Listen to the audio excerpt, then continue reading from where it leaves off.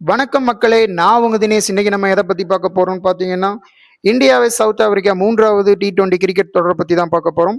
Toss win பண்ண இந்திய அணி வந்து பார்த்தீங்கன்னா சவுத் ஆப்பிரிக்காவை பேட்டிங் செய்ய அழைச்சாங்க.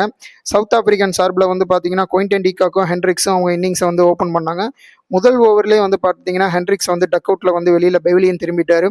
ஸோ அடுத்தபடியாக வந்து பார்த்தீங்கன்னா இரண்டாவது ஓவர் வீசின ஹர்ஷித் ராணா வந்து பார்த்தீங்கன்னா குயின்டன் டீகாக்கோட விக்கெட்டை வந்து எல்பிடபிள்யூ முறையில் எடுத்தாரு. மார்க்கம் மட்டும்தான் வந்து பார்த்தீங்கன்னா நேற்று ஒரு கேப்டன் நாக்க வந்து விளையாண்டாருன்னு சொல்லணும். பெரிதும் எதிர்பார்க்கப்பட்ட பிராவிஸ் வந்து பார்த்தீங்கன்னா 2 ரன்ல வந்து ஹர்ஷித் ராணா பால்ல இன்சைட் எட்ஜில் வந்து பார்த்தீங்கன்னா போல்ட் ஆகி பெவிலியன் திரும்பிட்டாரு.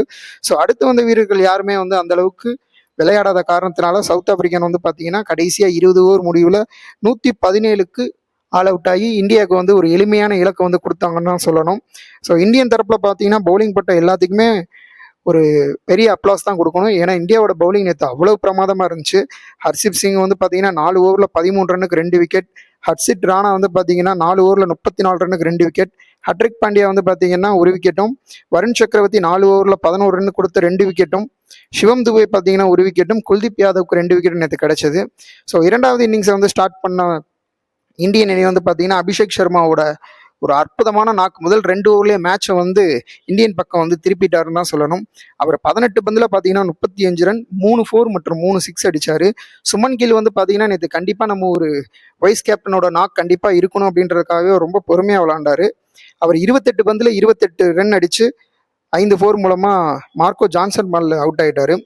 திலக் வர்மா வந்து பார்த்தீங்கன்னா 34 பந்தில் 25 ரன், ரொம்ப கொஞ்சம் சுமாராக தான் நேற்று விளாண்டாருன்னு சொல்லணும். சூரியகுமார் யாதவ் வழக்கம் போல் இந்த முறையும் வந்து அவர் வந்து ரன் அடிக்க முடியல.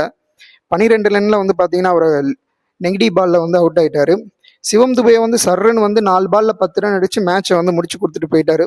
ஸோ 3 T20 தொடர் முடிவு பெற்ற நிலையில் 2க்கு 1ன்னு பார்த்தீங்கன்னா இந்தியன் அணி வந்து முன்னிலை வைக்கிறாங்க. மொத்தம் 5 T20. அடுத்த மேட்ச் வந்து பார்த்தீங்கன்னா வர புதன்கிழமை 17ஆம் தேதி இந்திய நேரப்படி 7 மணிக்கு ஸ்டார்ட் ஆகும். ஸோ